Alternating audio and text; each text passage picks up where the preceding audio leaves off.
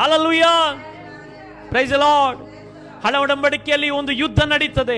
ಆ ಯುದ್ಧ ನಡೆಯುವಾಗ ಆಮೇಲೆ ಶತ್ರುವಿನ ಸೈನ್ಯ ಜಾಸ್ತಿ ಇರ್ತದೆ.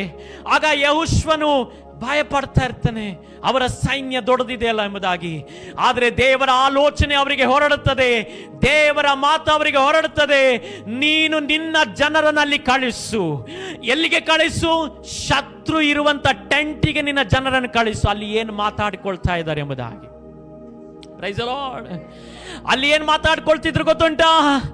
ಆಮೇನ್ ಯೆಹೋಶುವನ ಸೈನ್ಯದ ಸಂಗಡ ಯೆಹೋವನು ಇರುವುದರಿಂದ ಇವತ್ತು ನಮ್ಮ ಯುದ್ಧ ಸೋಲನ್ನು ಕಾಣ್ತದೆ ಎಂಬುದಾಗಿ. ಇವತ್ತು ನನ್ನನ್ನು ಕೇಳುವಂತ ಪ್ರಿಯ ದೇವರ ಮಕ್ಕಳೇ, ಆ ಅನುಭವಗಳನ್ನು ನೀನು ನೋಡಬೇಡಿ. ದೇವರ ಸಮ್ಮುಖದಲ್ಲಿ ಇರುವಂತ ಒಂದು ಅನುಭವವನ್ನು ನೋಡಿ. ಇಲ್ಲಿ ಬಲವಿದೆ, ಈ ಸಮ್ಮುಖದಲ್ಲಿ ಬಲ ಇದೆ, ಈ ಸಮ್ಮುಖದಲ್ಲಿ ಬಿಡುಗಡೆಗಳಿದೆ, ಈ ಸಮ್ಮುಖದಲ್ಲಿ ಓಪನಿಂಗ್ಗಳು ನಡೀತದೆ, ಬಾಗಿಲುಗಳು ತೆರೆಯುತ್ತದೆ, ವೇಗಳು ತೆರೆಯುತ್ತದೆ. ಆದ ಕಾರಣ ನೀವು ನಂಬಬೇಕಾದದ್ದು ಈ ಸಮ್ಮುಖವನ್ನಾಗಿದೆ. Hallelujah, hallelujah.